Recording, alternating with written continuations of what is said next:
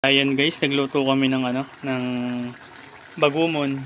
Alam niyo ito guys, itong ganitong suso. Ganitong uri ng suso. Ayan o, bagumon. Masarap po rin ito, apakatihan natin. Ayan, may sili na yan, tsaka ang gilagyan namin gulay, dahon ng, malunggay. Nilagyan namin gulay. Sarap. Ayan guys, kumakain ba kayo nito? Yung ganito ayan Ayan bagumon. Bagumon.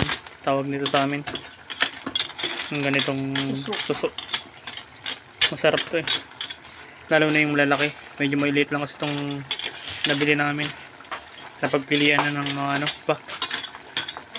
maliit ang napili namin. Ayan. Malapit na maluto. Sarap naman ang ating sip-sip nito. Tsaka higop. Hay, bagumon. Bango, sarap. Pakatihan natin ng konti. Masarap yung medyo kati.